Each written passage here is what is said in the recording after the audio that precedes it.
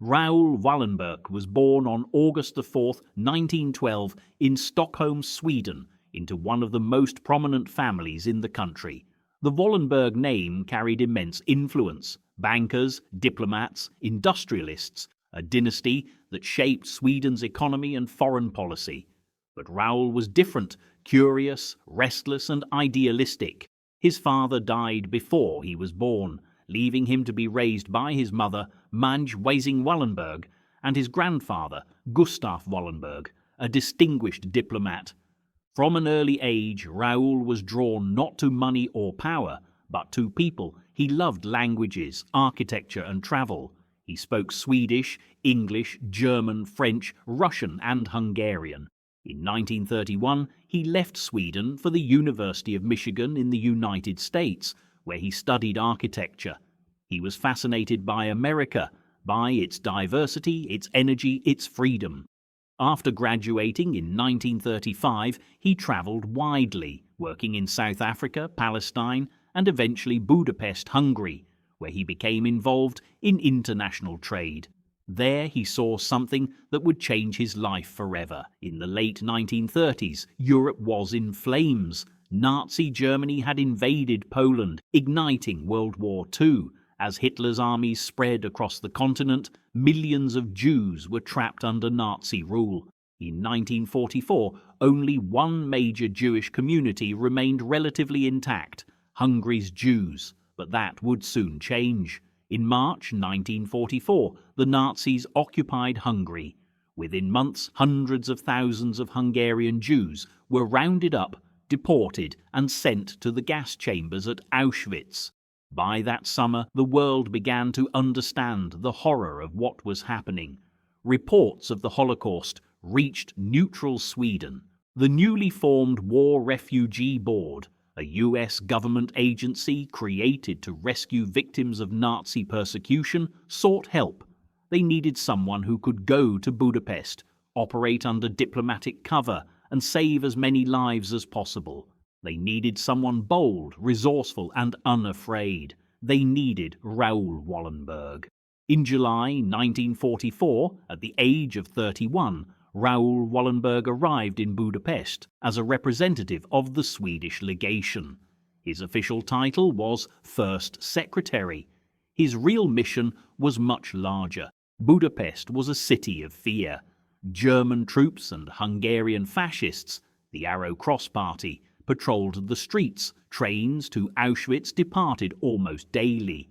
Yet Wallenberg refused to be intimidated. Armed with diplomatic status, a handful of staff, and the authority of the Swedish government, he began one of the most extraordinary rescue operations in history. He designed and printed thousands of protective passes known as Schutz passes, documents bearing the Swedish colours and official seals. Each pass declared that its holder was under the protection of the Kingdom of Sweden. They were not always legally binding, but Wallenberg made them look official enough that even Nazi officers hesitated to challenge them. Within weeks, these documents became tickets to life. Raoul Wallenberg didn't stop at paperwork. He rented more than 30 buildings across Budapest, declaring them extensions of the Swedish legation, safe houses flying the Swedish flag. Inside, thousands of Jews found shelter. He filled the buildings with bunk beds, food, and forged documents. But perhaps his most remarkable acts came in the open, in full view of death. Wallenberg personally confronted German and Hungarian officers at train stations, demanding the release of Jews being deported. Witnesses recall him jumping onto train cars, handing out protective passes, and pulling people off the trains even as engines roared to life. He bribed guards, he threatened officers, he used charm, audacity, and the power of diplomacy as weapons against genocide. One survivor later said, "He appeared from nowhere, a young man in a grey coat, holding papers high, shouting that these people were under Swedish protection. He was like a miracle." Through the last months of 1944, Wallenberg and his team saved an estimated 20,000 to 100,000 Hungarian Jews from certain death. By late 1944, the situation in Budapest grew desperate. The Arrow Cross Party, now in full control, unleashed terror. Jews were dragged from their homes and shot along the banks of the Danube. Food was scarce, bombs fell daily, and the Soviet army was closing in from the east. Still, Wallenberg worked tirelessly, negotiating with German General Gerhard Schmidhuber, warning him that he would be held personally responsible for war crimes if mass executions continued. The killings slowed. Wallenberg's courage and his ability to think like a diplomat and act like a soldier saved thousands more. But as the Red Army advanced, a new danger loomed. The liberation of Budapest would not mean freedom for Wallenberg. On January 17, 1945, Raoul Wallenberg set out in a Soviet jeep towards the city of Debrecen, where he hoped to meet Soviet commanders and discuss post-war plans for Jewish refugees. He was never seen again. The Soviets announced that Wallenberg had been taken for his own protection, but days turned into weeks and weeks into years with no word. Rumors spread. Had he been executed?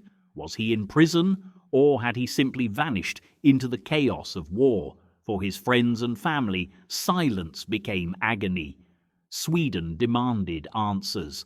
The Soviets offered none. They denied holding him, then admitted they had.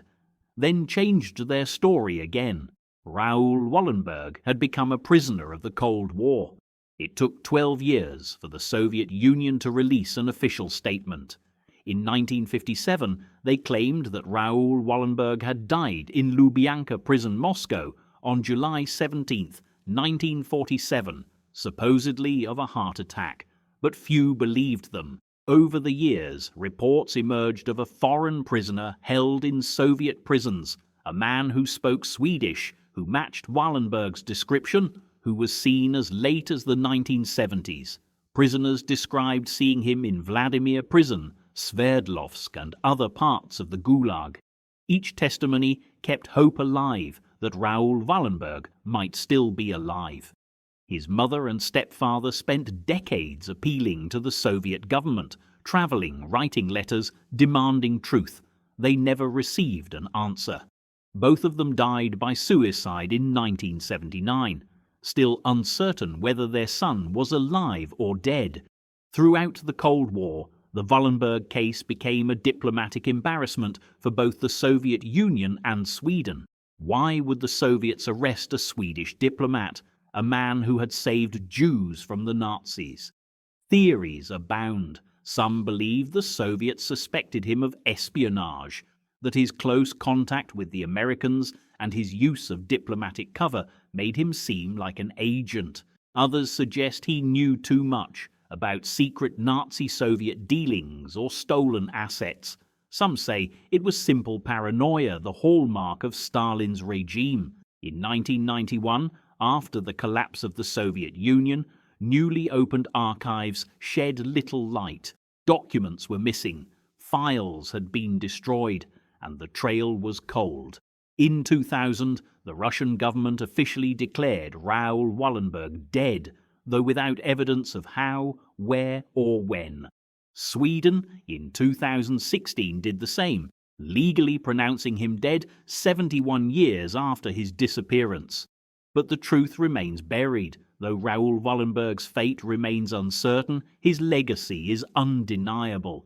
He saved tens of thousands of lives. He gave hope to a people facing annihilation. He showed the world what one person, armed only with courage, compassion, and conviction, could do in the face of evil. In Israel, he is honored as one of the righteous among the nations, a title given to non-Jews who risked their lives to save Jews during the Holocaust. Monuments to his memory stand in Budapest, New York, Stockholm, Jerusalem, Ottawa, and Washington, D.C. Streets, schools, and parks bear his name around the world.